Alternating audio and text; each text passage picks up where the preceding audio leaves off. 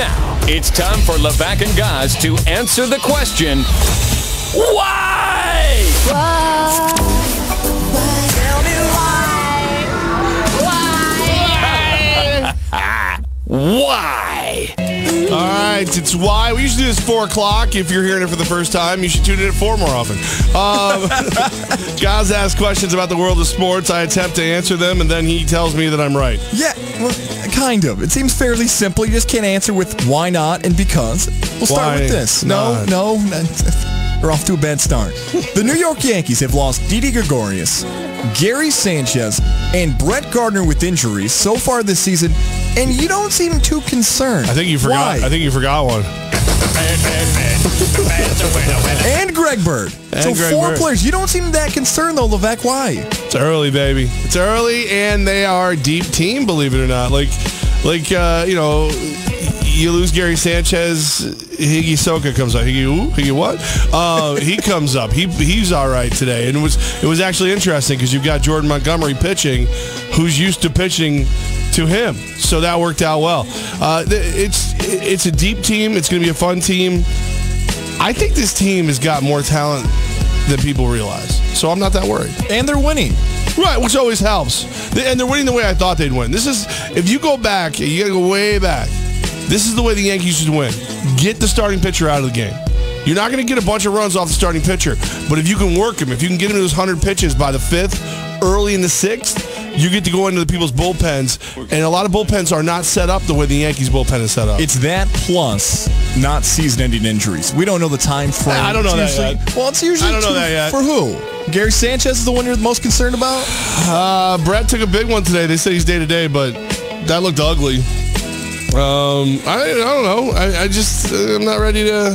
Every injury season ending, as far as I'm concerned. Okay. The Mets' offense is good, Levack. Why?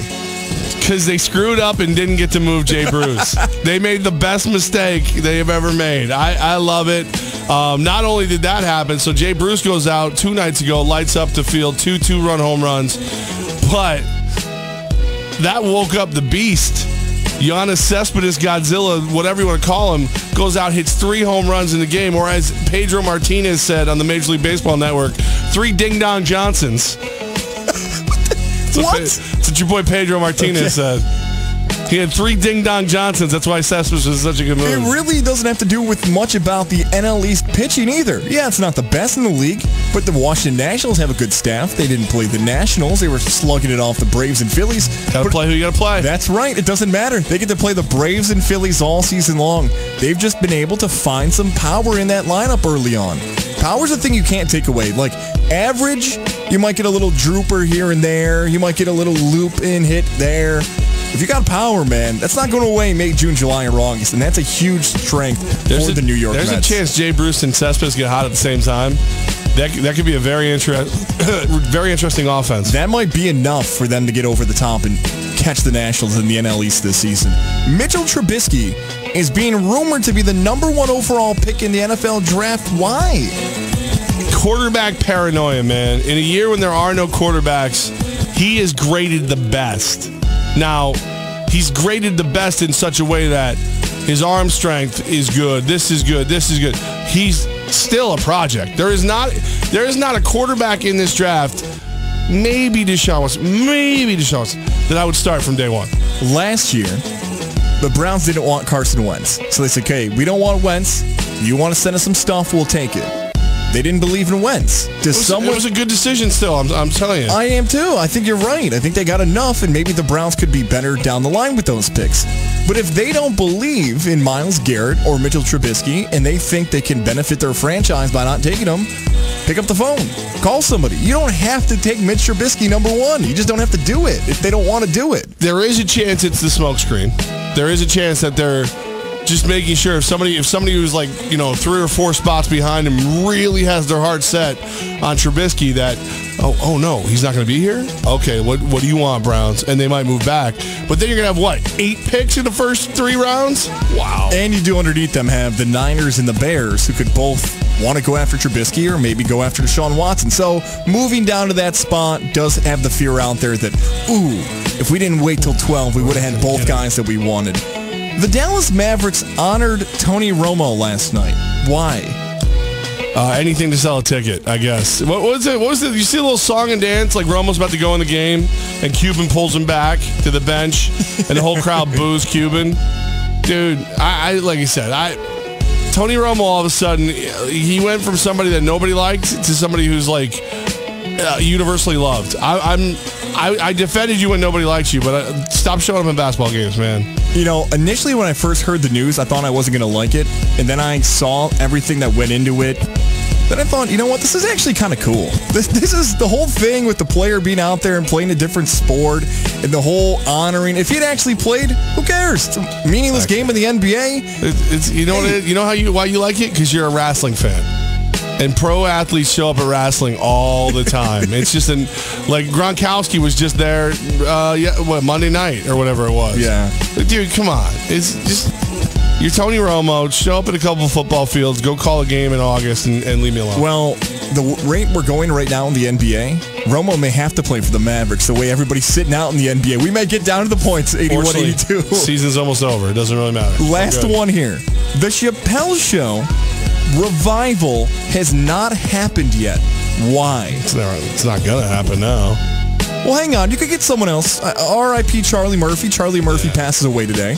But Dave Chappelle has made a return with his stand-up specials on Netflix. He doesn't have to do it on Comedy Central. Netflix has brought back a lot of different shows of the past. Why can't the Chappelle Show come back on Netflix? Because Chappelle's making enough money just standing up doing... the rumor was he got like something between $40 and $50 million to do 2 stand-ups. What the hell am I going to do a 13 to 20 episode show? Now Charlie Murphy's dead, and I don't care how good every bit on Chappelle's show was. Nothing beat the Prince stuff. Like when Charlie Murphy would tell the stories about when he met Prince. Blouses. Yeah. Yes. I mean... Dude, his stories were legendary. No, he made $50 million allegedly on the contract with Comedy Central he had for the Chappelle Show. And then he vanished. And then he's gone. Right. But then he had writers and bosses, and as he said, everyone thought I was always funny and always right, so I wasn't actually thriving in the show. But if Dave Chappelle's his own boss for Netflix, that's what it seems like, the Wild West. Hey, you want to make a movie? Sure, go right ahead. Hey, you want to make a TV show? Sure, go right ahead.